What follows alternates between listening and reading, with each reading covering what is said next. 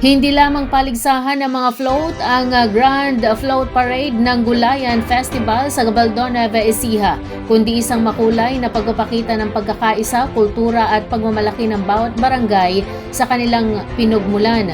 Sa pamagitan ng malikhaing disenyo at temang nakaugat sa kasaysayan at agrikultura, na ipamalas ng mga kalahok ang mahalagang papel ng pagsasaka sa pagkakakilanlan ng bayan. Pinangunahan ng Barangay Bagong Sikat ang parada matapos humakot ng papuri mula sa publiko at hurado dahil sa detalyado at makabuluhang konsepto ng kanilang float. Ayon sa opisyal na resulta na ibinahagi ni MJ Gedo Cruz sa Facebook, sinundan nito ng Barangay Bagting bilang first runner-up at Barangay Bugnan bilang second runner-up. Nakibahagi rin sa tagumpay ng pagdiriwang ang Barangay Ligaya na nagtapos bilang third runner-up habang fourth runner-up naman ang Barangay Calabasa. Higit sa mga parangal, binigyang diin ng parada ang sama-samang pagsisikap ng mga residente upang buhayin at itaguyod ang lokal na ani at tradisyon. Ang Grand Float Parade ay isa sa mga tampok na aktibidad ng Gulayan Festival na patuloy na nagsisilbing paalala ng kahalagahan ng agrikultura at kultura sa patuloy na pag-unlad ng bayan ng Gabaldon. Arestado ang dalawang kalalakihan matapos umanong magnakaw ng kambing sa Barangay Mapait, Palayan City, Nueva Ecija.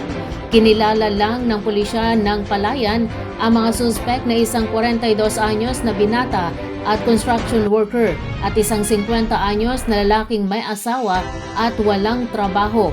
Kapwa residente ang mga ito ng Barangay Lourdes, Cabanatuan City.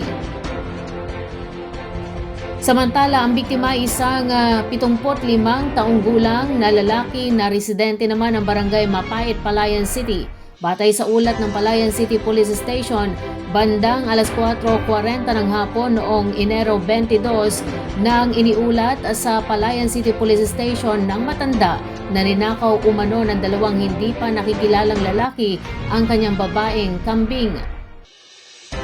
Ayon sa biktima, ang mga suspek ay nakasuot ng itim na long sleeves, t-shirt at maong na pantalon at sakay ng isang itim na motorsiklo na walang plaka bago tumakas patungong Barangay Aulo, Palayan City. Agad namang nagsagawa ng hot pursuit operation ang pinagsanib na pwersa ng Palayan City Police Station at ng Police Intelligence Unit ng NEPO. Matapos ang maikling habulan, naharang at naaresto ang mga suspek. Nasamsam mula sa kanilang pag-iingat ang isang caliber 38 revolver at isang improvised shotgun na parehong may lamang bala at ang sinasabing ninakaw na babaeng kambing.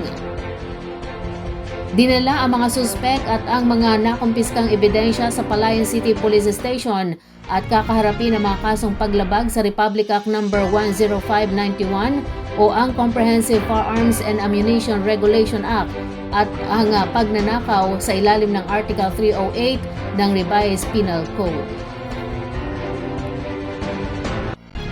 Isang lalaki ang naaresto habang dalawa pa ang pinaghahanap ng mga otoridad matapos maputol at manakaw ang mga kable ng kuryente ng isang photovoltaic power station o solar farm sa Barangay Makabaklay sa lungsod ng Gapan noong Sabado, Enero 24.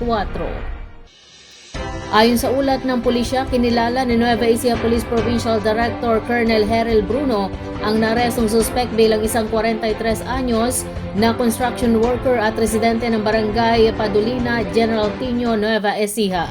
Nahuli umano ang suspect sa aktong pinuputol at ninanakaw ang mga kable na nakakabit sa mga solar panel ng pasilidad. Na-recover mula sa suspect ang humigit kumulang 200 metro ng naputol na electric wires na tinatayang nagkakahalaga ng 200,000 pesos. Samantala, natukoy na ng mga investigador ang dalawa pang kasabwat ng suspect, isang 28 anyos na residente ng kaparehong barangay at isa pang residente ng Barangay Calyos, Peñaranda, Nueva Ecija. Patuloy pa rin ang isinasagawang manhunt operation ng pulisya upang madakip ang dalawang tumakas na suspect. Patuloy ang imbestigasyon ng mga otoridad upang matukoy kung may iba pang sangkot sa insidente at upang maiwasan ang mga kahalintulad na krimen sa mga pasilidad ng enerhiya sa lalawigan ng Nueva Ecija.